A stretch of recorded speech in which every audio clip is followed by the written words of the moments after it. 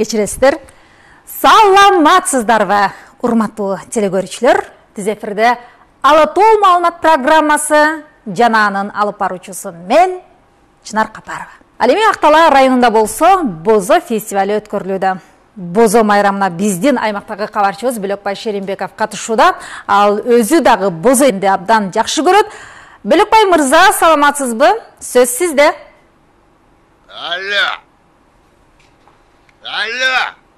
Бөлөкбай мырза. Ким? Бөлөкбай мырза.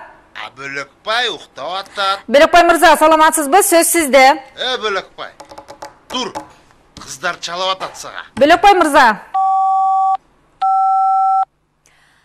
Актала району менен түз байланыш таптакыр мүмкүн болбой жатат. Анда мен сизге башка жаңылыктарды айтып берсем.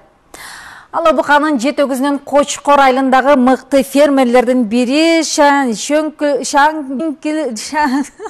Шаңкылдаков эмне деген Шаңкылдак Жаңкылдаков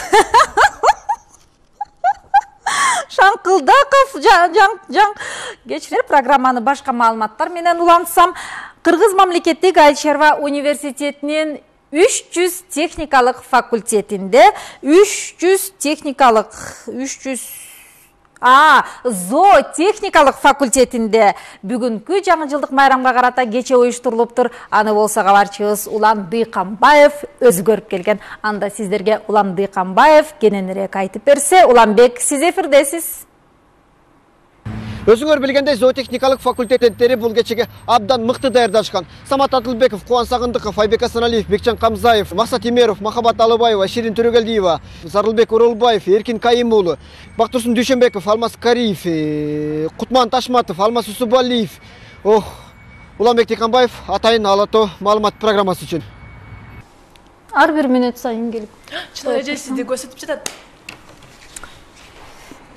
Кечиресиздер, программабызды уланта бек.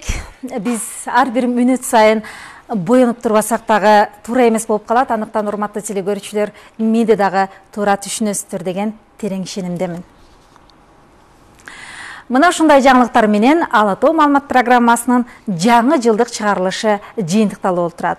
Келерки жыл биздин кыргызстандык серепчилердин айтканына караганда абдан ийгиликтүү, анан молчулуктун жылы болмокчу.